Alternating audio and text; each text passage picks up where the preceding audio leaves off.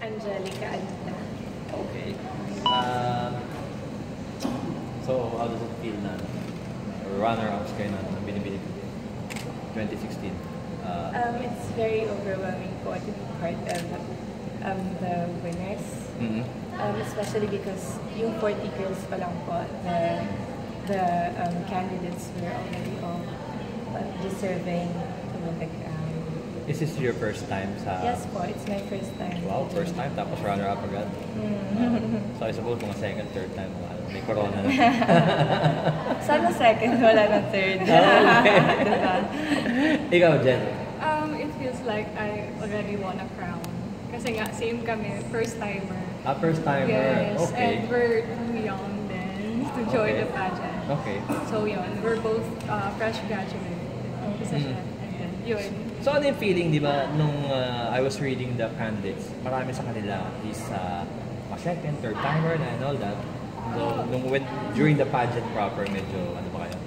Kinakabahan kami actually kasi ako isa sa mga huling tinawag. Okay. And then marami pang frontrunners na hindi tinatawag. So, okay. Yun nga lang inisip ko. You should be positive all the time kasi hindi mo alam eh, the ball is rolling. Tapos yun, sabi ko, sige lang, titingnan lang natin. Ikaw? Ako naman, I was happy all throughout the pageant.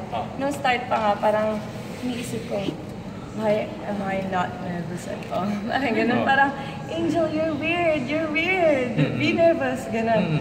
Tapos parang hindi ako kinakabahan, sobrang happy ako, sobrang excited. Tapos super curious din ako kung sino ba yung makikrown. Tapos, parang open din naman ako sa possibility nung time na yun na possible na hindi. Kasi lahat naman deserving. Pero mas, alam mo yun, mas lamang yung percentage na alam mong makakapasok ka, na you'll make it. Okay. Nagbabasa ba kayo ng mga peerless forecast? Alam niyo ba kung favorites kayo o hindi? Okay, so anong feeling niyo? You have to be stress-free. So kung gusto mo maging stress-free, ayaw mo na. Kasi dalawang possibilities. Pwedeng ma-overwhelm ka kasi part ka ng forecast or madedepress ka kasi hindi ka part ng forecast talaga. Pero yun nga lang, you have to stay away from social media from time to time. Kasi nga, medyo nakakadala siya. It's either maging super happy ka or sobrang lungkot mo. And which really affects your performance. Actually, nawalan kami ng oras na gumamit ng phone namin eh. Tapos, after ng activities namin, 2 AM na. So parang, Angel, sasayangin mo pa ba yung oras para magbasa dyan, mag-text o kung ano man? O itutulog mo na lang? Kasi parang 3 oras na lang meron ka, itulog mo na lang yan, kailangan fresh ka sa pageant. Diba? Kasi ang on-total kami sobrang aga. Tapos roommates kasi kami. So, kaya pala close kayo. Super close. Actually, close naman namin yung other girls din. Okay. Lahat friendly. Super friendly sila. At least hindi awkward dahil yung roommate mo isang di napasama sa semi-final. Magkasunod pa din kami. Kaya tapos sabi namin every morning, Angel, dapat mag-English. Hindi namin nag-uusap kami. Totoo na to, no more excuses. Honestly, nung eto na, moment of truth, tinawag kayo. Nung tinawag kayo as runner-up, were you happy o medyo slightly disappointed? I was happy. Parang kasi nasa backstage ako, nagbibilang na ako. Sino ba yung makakrown? Kung anong part ba ako na makakrown? Ay, parang madami silang possible. Pero feeling ko lulusot ako eh. Ganun. Super positive lang talaga the whole time. Super happy talaga. Parang experience. Nung nasa backstage kami, after nung Q&A ng lahat ng girls, inisip ko, Lord, nasagot ko yung tanong. Tapos inisip ko, Lord, please give me a runner-up and I'll do my best para sa succeeding years. Okay. Pinipray ko talaga na runner-up muna. Kasi I think I'm not prepared for international competition. So I'm so happy. What was it like yung backstage? Ang tagal ng deliberation, di ba? Nerve-wracking. Nerve-wracking ba sa inyo yun? Sa akin, Ang tagal. nagkikinahan kami lahat sa backstage eh. So parang, how was it? What did you feel like when you were answered this question? Parang, what went into your mind? Mga ganun. nag-uusap kami ng other girls, tapos tawanan kami. Actually, may ice cream pa nga sa likod, di ba? Tsaka yung may pizza, ano ba yun? Yung salad sa Pizza Hut. Then, So hindi kayo makakain? Para may Pinaabutan mga kami butterflies. other girls. Oo. Ito, food. Pero hindi namin tinatanggap kasi medyo ano na, So, kinakabahan. for the rest of the year, you're going to fulfill your duties, di ba? Yes. So, kasama ka sa mga appearances. So, kung ano man yung ginagawa niyo before that, mamimiss niyo ng konti. Ikaw, Angelica, what were you doing ba? Oo, mamimiss ko dahil kakagraduate ko lang ng culinary. So, Okay. nagluluto ako talaga. Oh, And aside Chef from... Angelica ka na ba?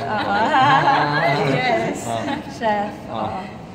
Parang namimiss ko din na magluto kasi nung time na yun, parang you didn't have to worry about gaining extra pounds. So, ano ba Ngayon, specialty mo pag nagluto mo? Pastries? Hindi. I'm more into pastries. Oh, pastry Actually, chef. gusto ko sila pareho, pero parang inisip ko, ano ba talaga yung dyan yung mas gusto mo? Parang mas nangingibabaw talaga yung sa pastries. Ano ba dyan?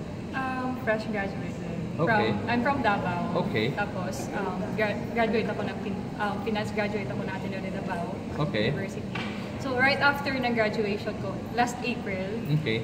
naging part ako ng Maharlika Sports Foundation, which I used to teach small children. Okay. So, naging ambassadors ako ng mga maliliit na bata. So, you're gonna miss that? Oo, sobra. Tsaka yung part ko sa sa Maharlika Sports, sobrang malaking impact yun sa pagkatao. So parang miss ko yun. So, for now, hindi ko pa pwedeng bumalik sa Davao, I suppose. May commitment ako dito so I have to prioritize. Gusto Mahal. na niya umuwi. Gusto ko na umuwi ng Sabi Davao. niya, Paano mo? Baka pagbalik mo sa Davao, napakaganda na ng Davao. tagal. Sobrang tagal. Actually, may 2 days kaming break. Tapos gusto Okay. niya umuwi. Sobrang mahal ng ticket. Sabi ko, wag na, huwag ka na umuwi. Dito ka Sabi ko, na. gusto ko umuwi ngayong agad, ngayong gabi. Sabi ko, uuwi ako. Pero sabi niya, isa-shopping na lang. Shopping na lang natin yung pamasahe mo, huwag ka na kumuha ng gamit mo. Sabi ko. As runner-ups, di ba, parang as a rule, you're supposed to take over kung halimbawa hindi mo fulfill Yes. ng other queens yung kanilang duties. May mga training ba kayong ginagawa towards that? Kasabay din namin mag-train yung other girls. So just in case ready na kayo. Oo, tsaka hindi namin pwedeng ilagay yung sarili namin sa Sorry. pagiging complacent. Kasi yun nga, there's a possibility na pwedeng kami compete Oh, well, internationally. kasi in the history of Pilipinas, it has happened na yun, di ba? Yes. So many times. Yes. So, yun. So for now, yun na muna. Teka, anong plano nyo nga pala after this, your term? Aside from, of course, joining again. Showbiz? Possible. We're not closing. Alright, si Angelica, doors. showbiz. But we talked about it. Sabi namin, ano ba gusto mo, Angelica? Sabi namin, both. Which is, we agreed together. Pwede tayo mag-hosting. Pero kailangan namin pag-aralan yun kasi wala kaming background tungkol doon. Actually, I've tried a few times. Yeah. Pero parang I still need a lot of improvement. Yeah. Okay, that's it for me. Baka may question sila.